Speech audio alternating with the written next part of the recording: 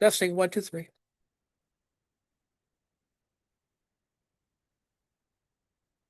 All righty.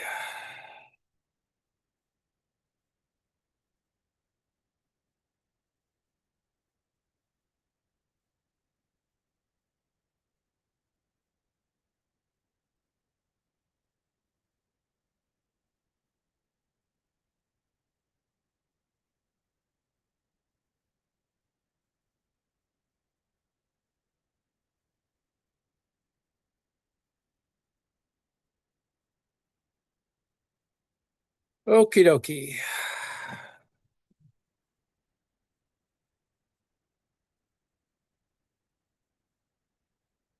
So I did a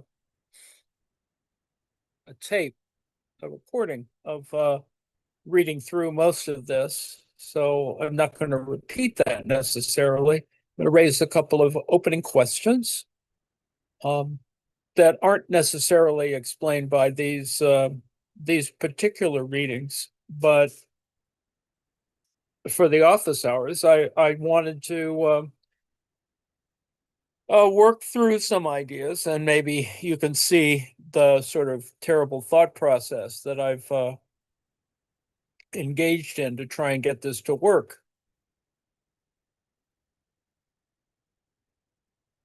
Oops, damn it.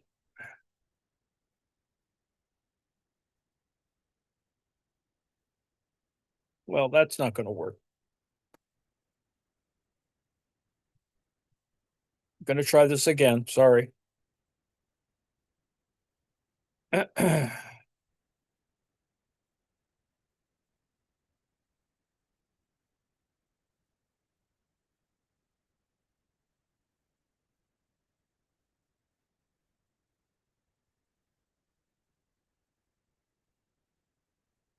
Anyway, um,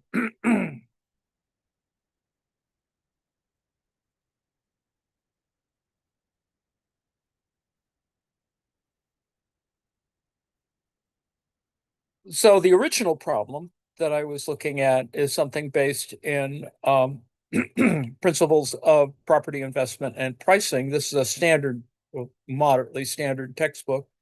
And I explained a lot of this in the video that there's a more conventional application of ideas about rent. And so I included that in my little reading problem today. And so the text I was using is this Principles of Property Investment and Pricing by Fraser. And there are a variety of other, texts, but I chose this one partially because it's British, but also because it has a chapter on surplus. And so that's kind of what I was looking at. A concept of surplus, not it's not a Marxist concept of surplus, but there is surplus. And it's not simply fixated on the word itself, but the idea that there is something that is in excess that resembles profit, but is also fictitious in the sense that it has nothing to, it's not related to a material reality, let's put it that way. Whereas in the case of Marxism, you have at least the idea of labor, or at least, and Marx himself abstracts from that by referring to it as labor power, because the labor power is the more applicable or more fluid element of it. And I was very clear that from a labor point of view, as opposed to labor power, you put in the hours, you do the work, they either speed you up, try to make you more efficient, extend the working day, all of those Marx things. Those aren't in this kind of text. What they talk more about is marginal revenue and a variety of other things that talk about the individual pricing that that is that you begin to try and find a common or standard unit by which to measure this stuff, which is not inconsistent with Marx. Marx tries to measure this stuff, uses a lot of arithmetic. And the arithmetic is not a bad arithmetic. It's just that it needs to be filled in a little bit. And, I assume there's probably a text that tries to do this, although I haven't seen one. I have seen ones that try to apply the concept that is a surplus or a neo-Ricardian thing to this. And so it does expand this kind of model, but it's not one that's commonly used. And only because there aren't, it's not institutionally or broadly configured that you would have a pricing book like this one, a textbook, property pricing, which is really designed for people who are in real estate or some kind of land economics thing or government thing or some sort of assessor's office or something like that. So there's uh,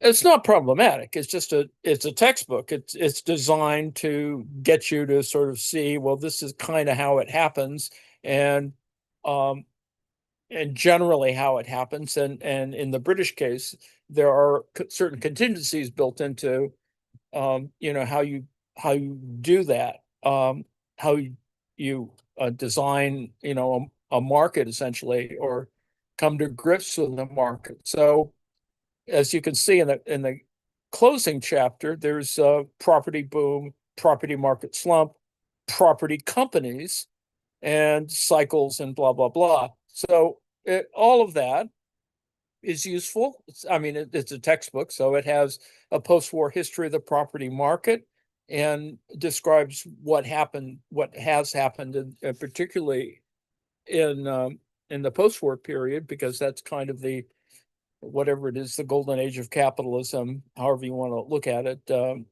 There is a boom, and that's kind of why it's called a golden age. And then, of course, market conditions shift in the 70s. You have a crisis that is not built on land, is built on oil, essentially a fossil fuel crisis. That it's part of a larger crisis, but needless to say. And then, of course, Thatcherism, and then ultimately, it kind of gets to the close to. I think this book precedes the Great Recession or the crisis of 2007, 2008. So that's something that clearly needs to be filled in because of the use of rentier capital to essentially destroy the economy, um, and force everyone to go run around and try and fix it. And that is related to property in the sense that, of course, it is the misuse of certain ideas about equity, and a variety of other things related to mortgages and mortgage rates and uh, debt and all those kind of things that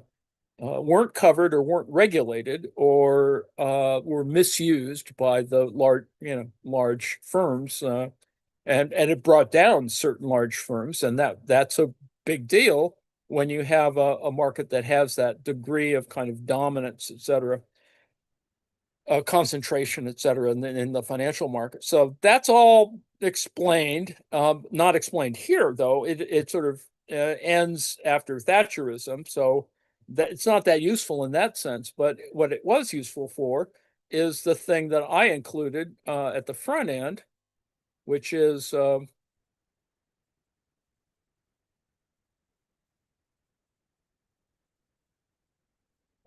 chapter on concept of rent as a surplus. So the basic questions, I don't know why, it's not showing.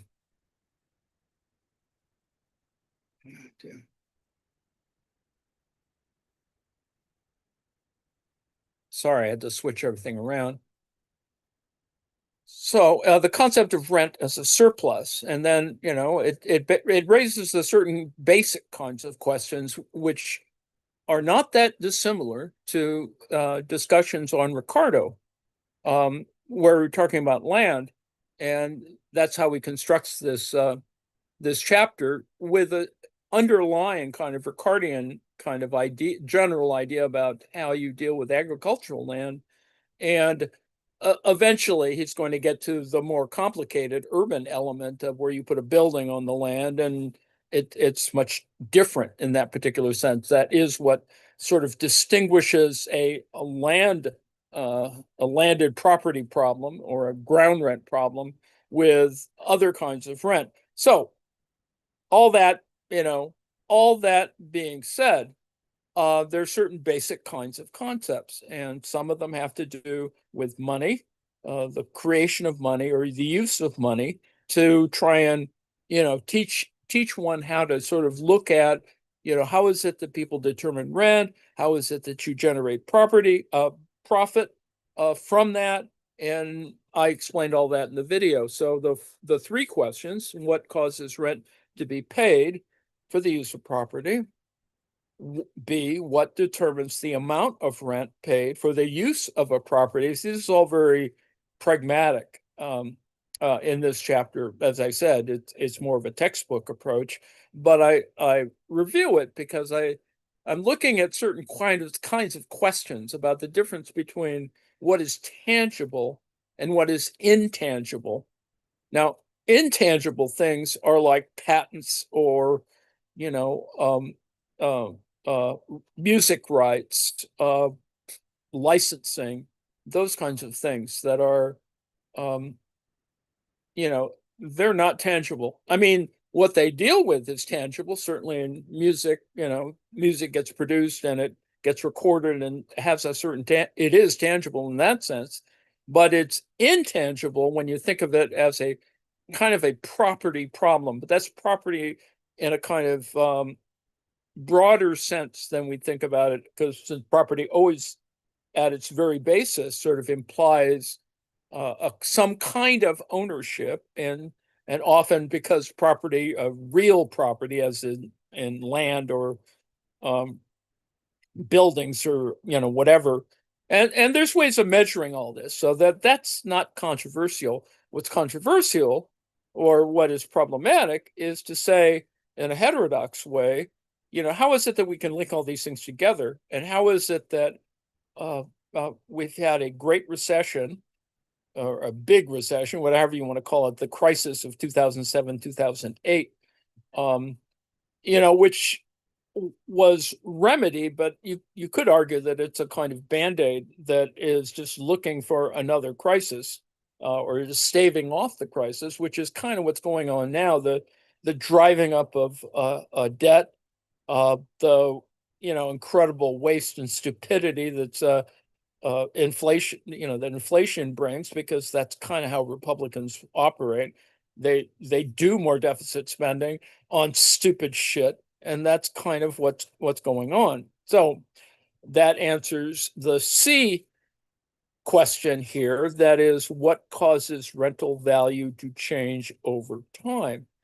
So it speaks to the issues that we were looking at in a classical framework, but uh, and of course, in this particular chapter, it is about farmland, and uh, whether you're going to measure, uh, to start with a very basic piece of land, and whether you're dealing with agricultural crops or livestock. And I know that sounds kind of mundane, but it is the way in which you can talk about differentiating things, because one is more quote unquote profitable than the other, or one is more, let's say, risky than the other, in terms of kind of costing, or uh, kind of volatility, which is kind of in the big picture, how famines happen, right?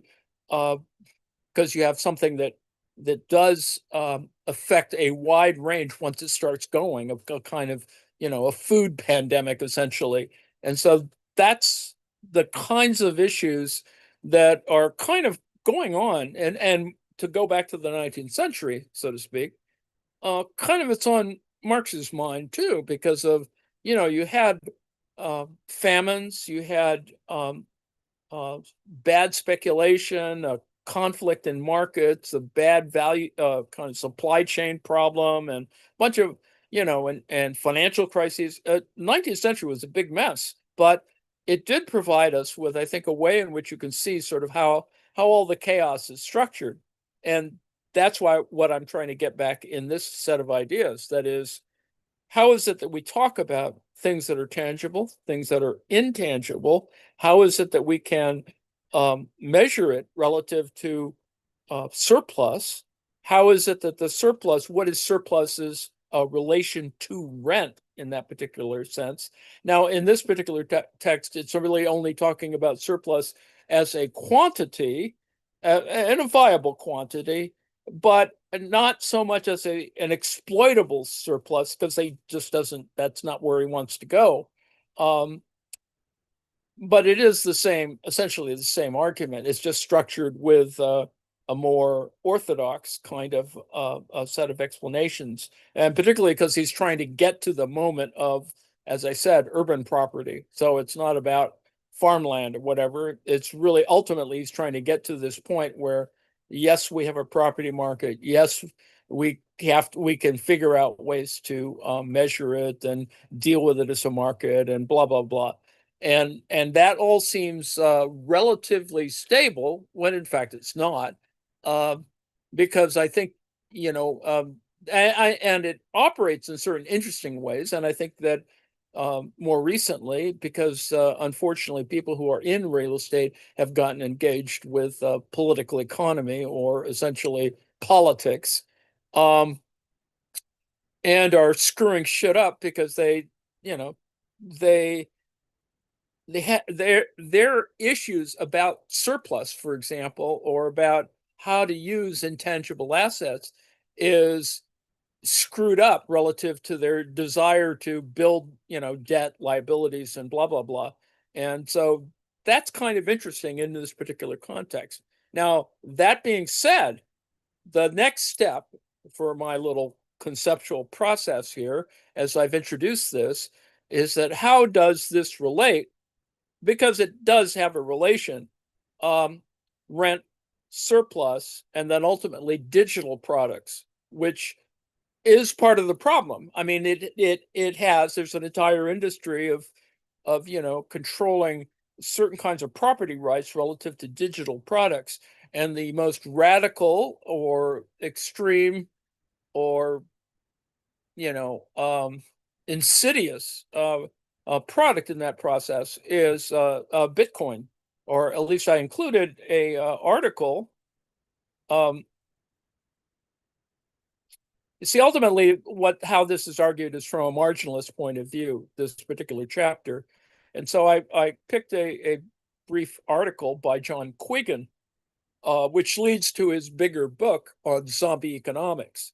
And so I'll read through this and then I can stop or give a kind of basic overview. Quiggin wrote his zombie economics book before this article. And this is just sort of a entryway to a gateway to his sort of zombie economics stuff. In zombie economics, he's talking not simply about digital or Bitcoin. He's talking about the entire structure of certain ideas that have remained or refused to die. That's where zombie comes from. Certain ideas or concepts that still drive financial markets. And the point being is that there are problems or controversial elements that, because they are now broadly used, for example, by criminals, it, for drug dealing and money laundering and all of the informal economy, that and of course, as we realize with the history of Trump, is that he's all about the money laundering. And the reality, of course, is that money laundering is only in certain instances, from a legal point of view, is prosecutable. And in fact, we've seen, even in Trump, the example of varying assessments for loans and um, taxes, and essentially trying to cheat the government or trying to finagle. And unfortunately, it's a kind of standard practice, and it depends on the enforcement mechanisms, the regulatory mechanisms. So that's the problem at the ground level, whereas Quiggin in his text is talking about this broader economic problem that suggests that economics itself has this kind of problem. It still is stuck with a certain, like for example, the efficient markets hypothesis, EMH, which is still used and is still in sort of, it lingers in the background of business practices.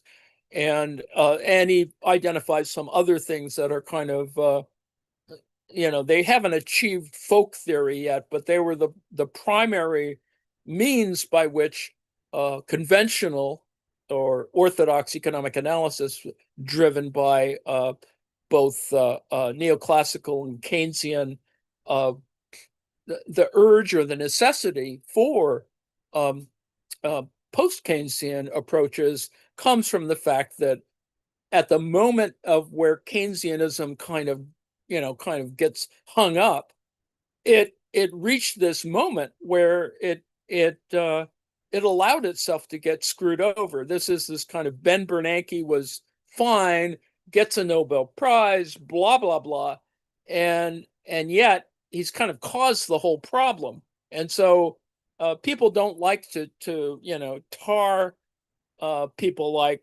Bernanke, whatever, with that they were the cause of a big problem, but he and then this whole subculture of derivatives creates a kind of bigger problem. Ultimately, that's what post Keynesianism sort of arrives at, and we do have a lot of tools to deal with this now. And so that said, let me go through this Bitcoin thing, which hopefully explains for me, it explains Bitcoin really easily, to show that it is, as he says, it's a bubble, and it's never not a bubble. There's no way to fix it. Uh, it is simply, if you get involved in it, you're going to lose ultimately, particularly if you're not dealing with if you're not like moving money or selling drugs. This is, it's really a bad thing in the long run. In the short run, which appeals to people like Trump, for example, you can make profit, as it were, but it's a profit that is built. You're sort of coming in the middle of a large Ponzi scheme and then getting out real fast. Or, well, there's a variety of ways to think about it, but I think that this is a good way of sort of introducing the idea that one should never be engaged with it or put your money in it. But it's really important because it has this volatility that appeals to some people, like Trump. Uh, but the reality is that it's just a scam in that particular context. And of course, as we know, there are externalities, resource uh, problems, etc. And it piggybacks on this whole data center issue, where you get these, big data centers or server farms or whatever. And they're part of the problem of, they've driven up the demand for computing power. And of course, obviously, the ancillary problems of water, energy, et cetera, which cause obviously regional havoc. And and which creates other public policy questions, where, oh, well, you can claim that it's uh, Trump does this all the time. He says, well, you're not going to pay for this. Corporations pay for this, or donors pay for this. Well, that's not true. It's just, they donate something, but the reality is there's all kinds of costs that are never mentioned. And in fact, but the whole, infrastructure is necessary, and the whole reality, the reasons for fiscal policy are still there. They don't disappear. they don't, it's not magic.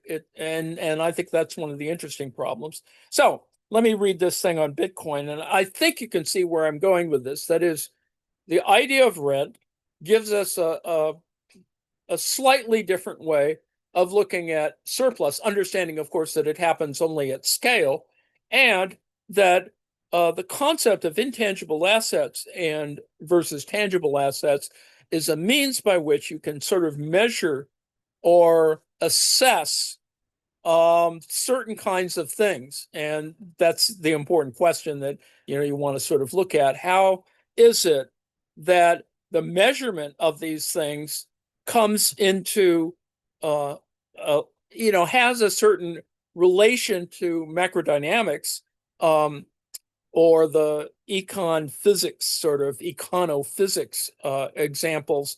How does that fit into the larger structural dynamics that, like Steve Keen is working on? How does that happen when you begin to think of it as not simply market behavior in the sort of abstract, or the the sort of the pre-David Harvey sort of concept, where you're only thinking about it as a monetary problem, when the reality is, or an investment problem, um, a rentier economy problem. You only think of it as limited within that context, when in fact it has real significance, that is actual significance in terms of a broader kind of thing. And you can see how that happened, for example, during the Great Recession, uh, because all kinds of other stuff didn't get fixed, and you had divergence in wages versus the wealth, the whole wealth gap thing. And it's not simply because of the recession, it's just a sign of how that happened. So, uh, to sum up, it is trying to define the space in which this operates, which is not the question that Keen is asking, even though it's a structural dynamics question, but that the space itself is problematic relative to certain fundamental problems that relate to the physics model. The idea that you can have gravity, you can use a dual gravity model to get it to work out. It's more than that. It exists at least in the short run, or shorter run, that it needs to be sort of looked at, not simply because you've got all the big data sort of working through, but you actually have to look at it as a regional effect, or a localized effect, or a industry effect, that is, in terms of looking at firm concentration, for example. And so you get these kind of measures. And the ultimate point of doing all this is that there's a way to approach what has been called, and it's not to limit it to that area, is to look at antitrust. For example, regulatory policy, it's not just antitrust. It is, and because antitrust is kind of anachronistic anyway, is to move into a much larger kind of concept about what the problem of the larger economic questions, which has been looked at by a variety of scholars. For example, there's a whole contract theory thing that hasn't really been fully integrated into its legal side, has never been fully reconciled with the kind of theoretical development of those models, and they're kind of restricted. They have this kind of math thing that doesn't get it to sort of do anything, which is why that's kind of where I am with that kind of problem. That it needs to be sort of reconciled, and that so that ultimately it can be used for a broader range of law and political economy issues. In other words, you can measure, ultimately, you can measure exploitation, wealth, fractures between certain elements. But anyway, so we start with Bitcoin. Bitcoin is just one little example of a digital problem that unfortunately has a fair amount of bizarre value kind of attached to it. And it unfortunately distracts a lot of people and no one can stop it, or people should stop it. And I think that's going to happen at some moment, but we keep hoping that it'll stop and it doesn't. It just, continues to go on doing its bubble thing, which will never be resolved. And the reality, of course, in history is that ultimately failure. You have whole market failures and the destruction of governments when you see the bubbles work, whether it's tulips or you have firm failures or market failures or uh, national failure. That are built on top of this. And so, you know, uh, bubbles cause certain financial problems. They create kind of catastrophes that are incredibly problematic when financial firms fail. Other kinds of other it creates chaos that are not really good ones. So anyway, Quiggin, the sudden drop in the value of Bitcoins, the hot new internet currency, has added urgency to the question of whether Bitcoin is the way of the future or just another bubble. So, not to keep readers in suspense, the answer is a bubble. But a particularly interesting example of one, in particular, Bitcoin represents what ought to be the final refutation, and this is the zombie thing, of the efficient markets hypothesis, which still guides most regulation of financial markets.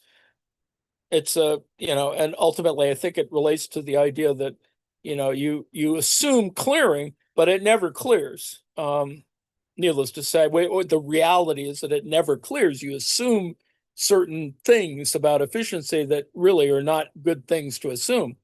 So, before going any further, what is Bitcoin? As with any question nowadays, Wikipedia provides a good initial explanation and plenty of references. For our purposes, however, the most important fact is that Bitcoins are initially produced by running difficult but useless algorithmic calculations. By analogy with gold, the producers are called miners. And as an aside, this is a fraction or a fracture, a little piece of a fragment from the other whole quasi market thing that existed digitally within called gold farming in Asia, and it was all integrated with gamers and a variety of other things, but it had that same kind of thing, and people tried to cash in on it. And it had this exact same thing. The Bitcoin actually resembled some of these elements. So anyway, the number of Bitcoins that can be produced has been set to a predetermined schedule from, now this is what's interesting, of course, from 2009 to 2140 by the organizer of the scheme, who uses the pseudonym Satoshi Nakamoto. And the question of whether he really exists as a person is an interesting question. And recently revived by Elon Musk that they've actually met physically. Well, this is just maybe just propaganda, and it's amusing as a kind of urban legend thing that's being kind of manipulated in the background. But obviously, Bitcoin has this is a fragment of a much larger issue about digital currency that needs to be kind of worked through and regulated, and has certainly piqued the interest of central banks. So stuff is happening. It's just that you have this kind of weird, out of control, unregulated submarket that is doing its bubble thing, and it's going to ruin lives if people, do the wrong thing. But anyway, since the number of new Bitcoins allowed halves every 4 years, and computers are getting steadily faster, the complexity of the computation required to produce each coin is increasing rapidly. That's where the whole business about using up too much computing power and energy, and the reasons why you would do it, which is sort of part of the bubble problem, but also when it does this, it on the one hand, you could say, well, it forces us to make more innovations in things like quantum computing and, um, you know, and change, building different kinds of computers that operate, efficiently at high speeds without absorbing all this energy. But until we get there, from a quantum point of view, it's going to be nuts. It's going to, cause some real problems. Once Bitcoins have been produced and authenticated, the miners are free to exchange them for US dollars at the market determined exchange rate. Alternatively, they may use them to buy goods and services from anyone willing to take Bitcoins in return. In the video I just did, it the question I raised is, and this is just a minor question, but the some of the advice that people give to finding the uses for Bitcoin is, for example, whether uh, landlords will take Bitcoin. I mean, there's all kinds of things that sort of take Bitcoin, but the reality, of course, is that it's still, vapor in some ways, and it's not reliable. And it'll explain in a second here the issue. It might seem that Bitcoin is just like a fiat currency issued by governments. Writing in the Wall Street Journal, Jack says, or Huff says precisely that it's a purely online currency with no intrinsic value. Its worth is based solely on the willingness of holders and merchants to accept it in trade. In that respect, it's not so different from fiat currencies like the dollar or the euro. But, the dollar is a reserve currency, which makes it not so much like a fiat. But anyway, whereas governments back such money, Bitcoins lack central control, which is the whole attraction of it to, anti-government libertarians. But that's just BS, because that it's a fantasy, and it's it's this sort of weird folk idea that that libertarians and ultimately the overlap with tech bros, sort of fetishize this, well, if we could just control the government and do it all in a kind of super efficient, this is where technocracy comes in, it would all fix itself, but it doesn't. It simply doesn't. I mean, unless you're going to be, sort of really radical, and that's kind of the kind of fatalism of Trumpism, is that, well, if we kill off all the people who are inefficient or whatever, or isolate ourselves from them, we'll be better off. So that's the part of the problem. But this is a misunderstanding of what money does and where it comes from. The fiat, meaning let there be, like fiat lux, which is let there be light, in fiat money reflects the power of governments to command and tax. Because of their power to tax, governments can make money by fiat, simply by declaring their willingness to accept that money in repayment of tax debts. Now, historically, money arose from and in conjunction with this power. See, this is, in the Marxian sense, this is exactly how Marx is proceeding.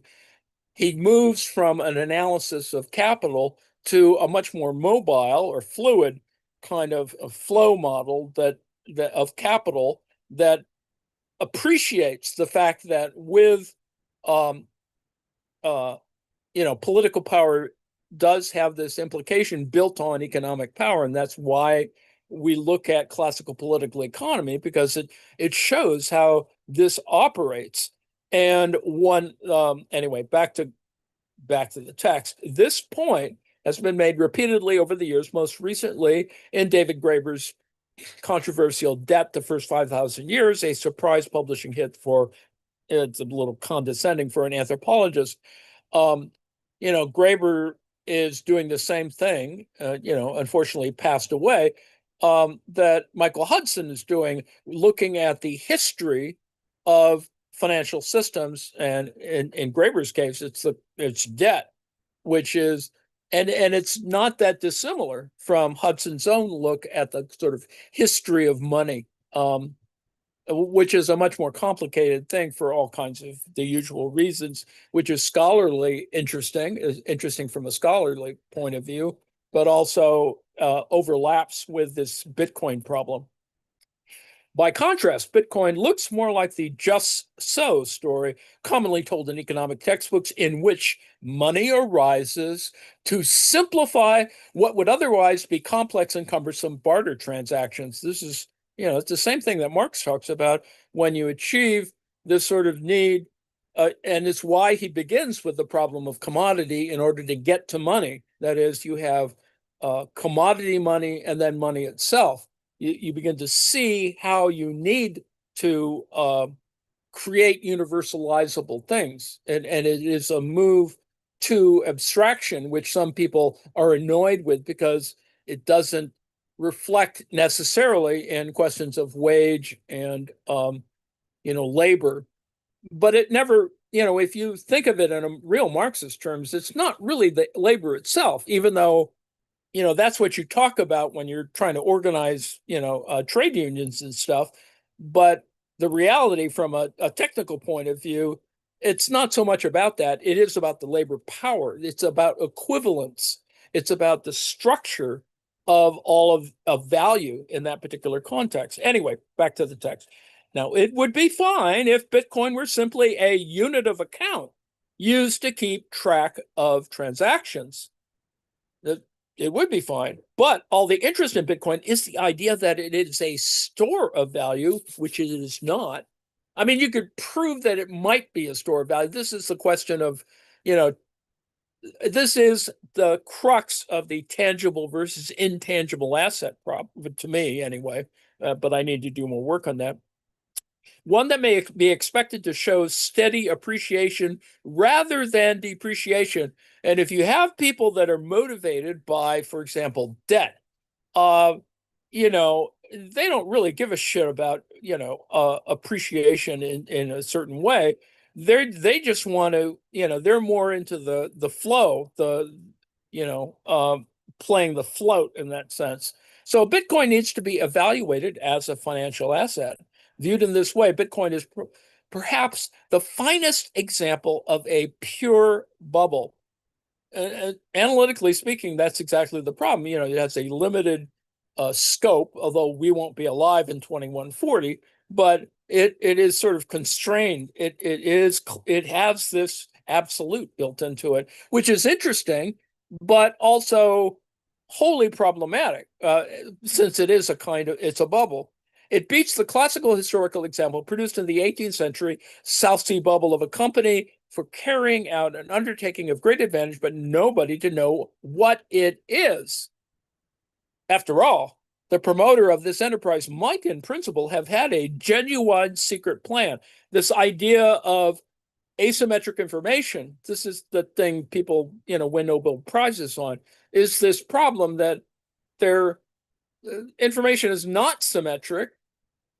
It's always, you have to get to the point where you say it's never symmetric and it's always asymmetric, because it does, unfold over space and time and is really a problem.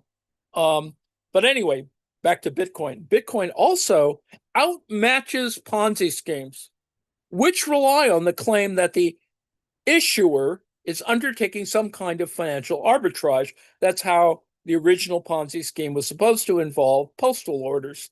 And it appears fine until you realize at some moment that there's nothing at the bottom, and that at some moment people will have appeared to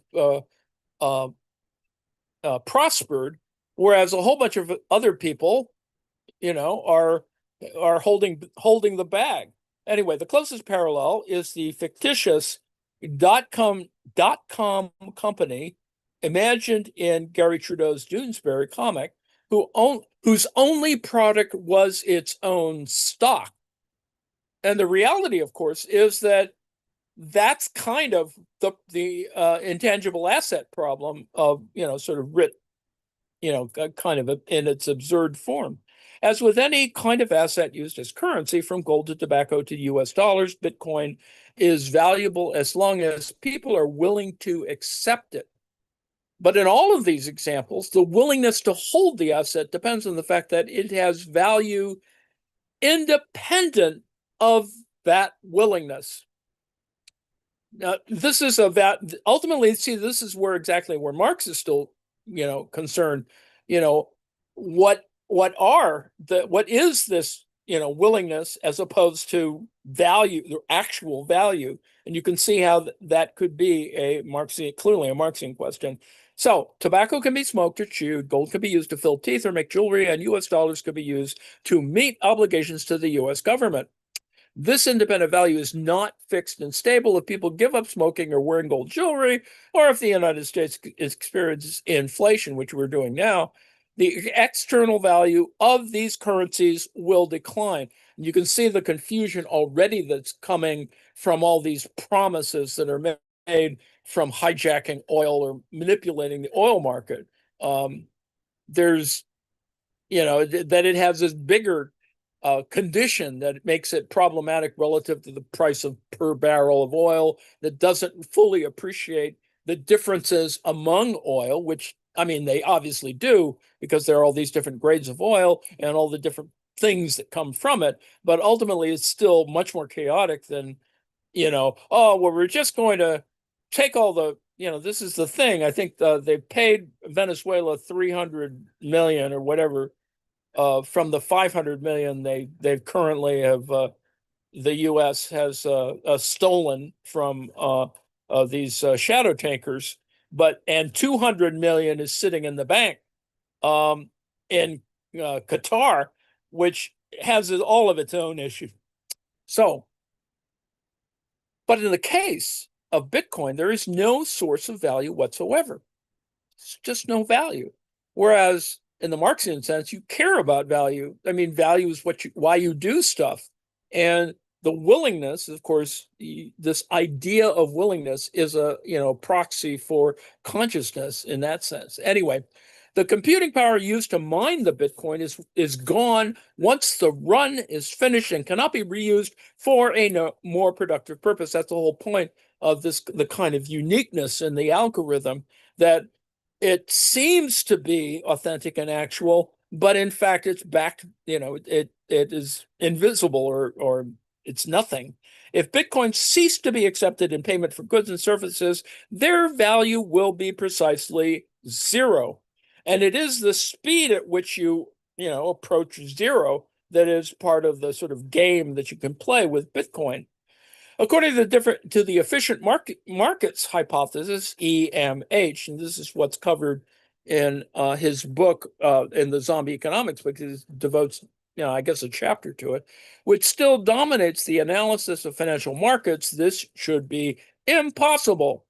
The EMH states that the market value of an asset is equal to the best available estimate of the value of the services or income flows it will generate.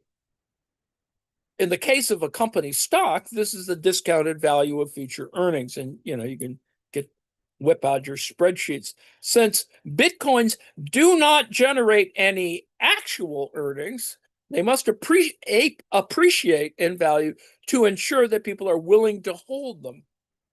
But an endless appreciation with no flow of earnings or liquidation value is precisely the kind of bubble the EMH says can happen. According to the EMH, bubbles are impossible in well-developed financial markets, even if the majority of participants are acting irrationally. Trump, provided there is a sufficient supply of it is a kind of sort of a market where free riding market where the irrational people depend on a certain degree of rationality to keep the whole business going.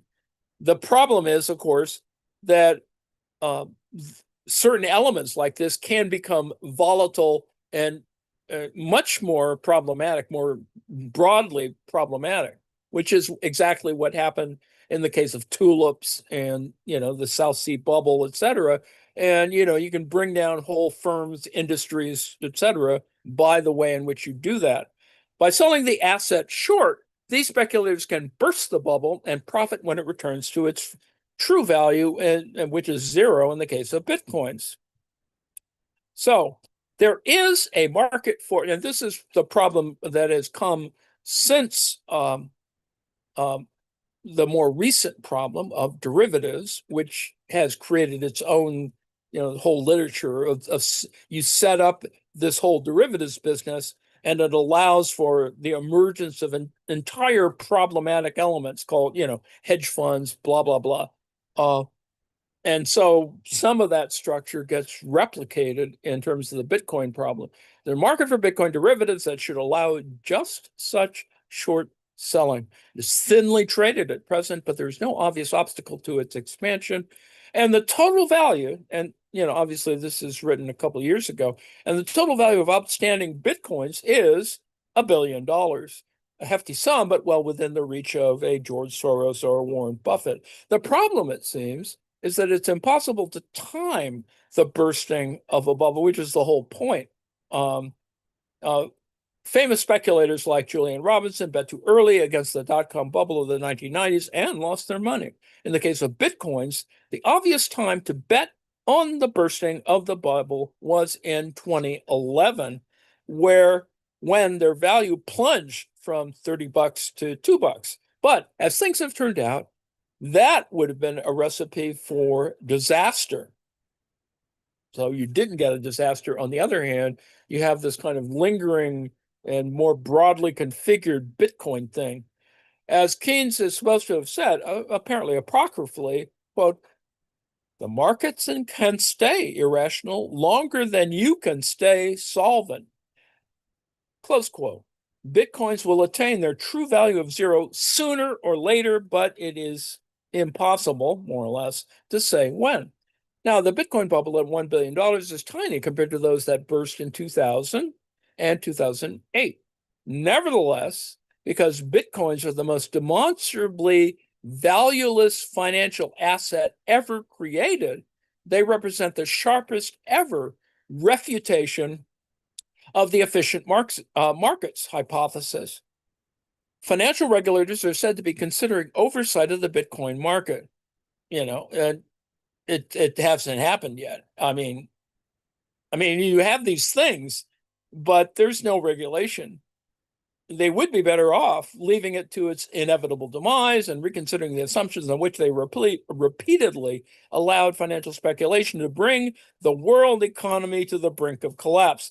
And the brink of collapse is, ultimate kind of what Marx is thinking about in the 19th century, and the one that we still, kind of see,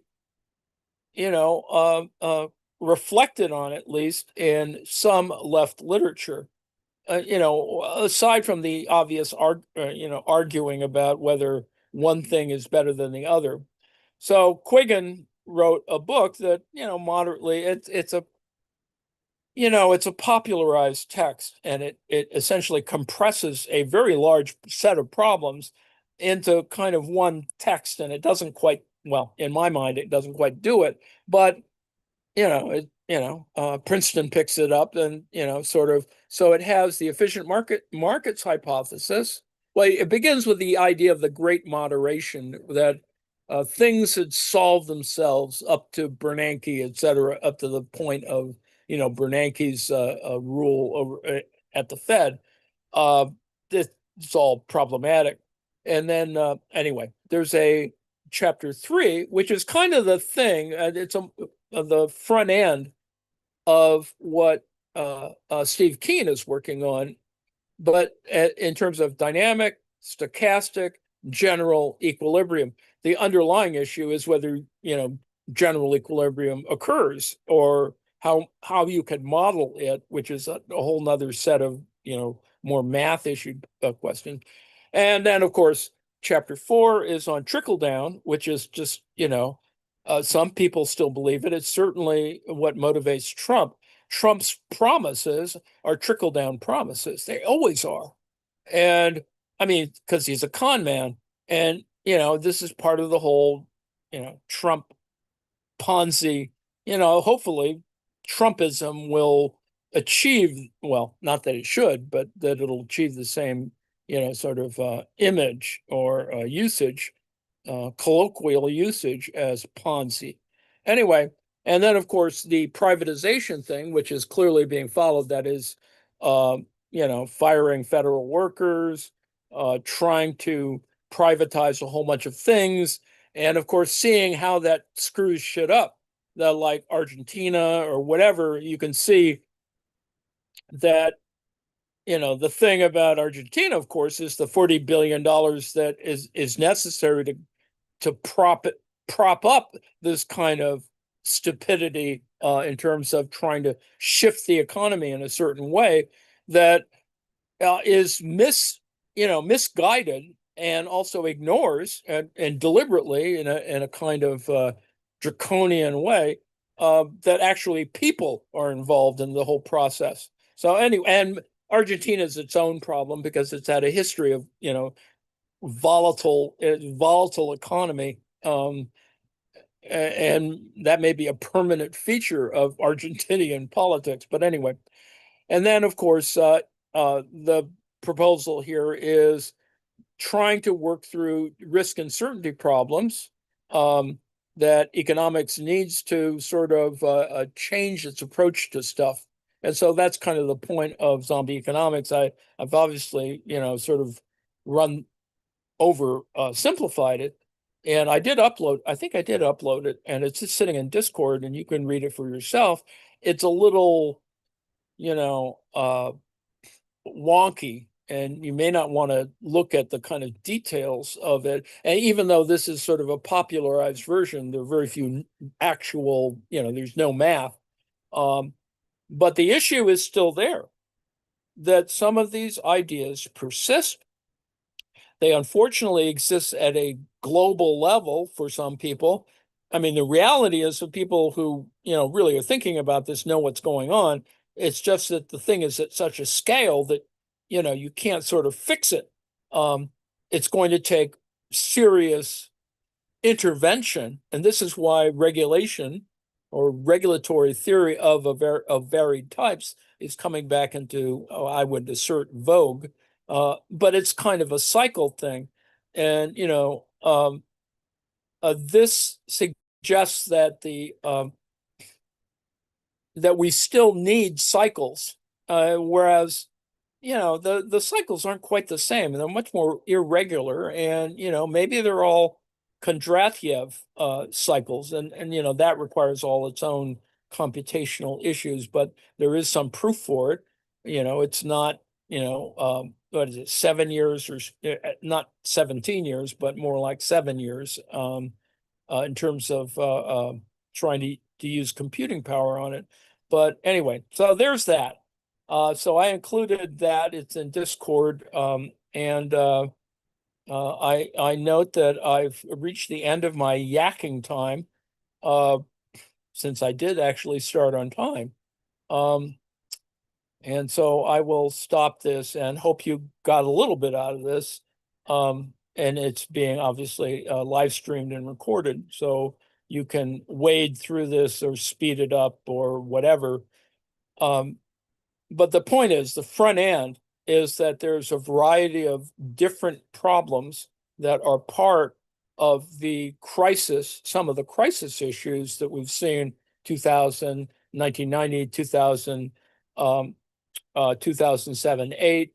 All of those things, not that they're supposed to be solvable or in a predictive sense, sort of fixable, or, the reality is that we need better analysis, and ones that are more, that address the same issues that Piketty is addressing, the issue of the divergence between, wealth building and equality, because of this wage wealth problem, and which should be a issue, kind of close to everyone's heart, politically speaking, is that it's better to have equity than degenerate into a system of, sort of warlord-like chaos, which is kind of what some people think is a good idea, it's not a good idea. All it's going to do is create even more chaos or crime or risk. And so at the end of all of this is to think about certain sub models of uh, uh, that that deal with risk. Securitization, a theory of securitization, or and a better theory for analyzing rentier economies, uh, rentier capitalism. And so that's why I think it's possible to use, and it's not the only, it's not like finding a magic key or something, but that rent is one way of thinking about this problem. Um, and it's a way in which you can measure certain kinds of risk against that, I think. So anyway, I'll just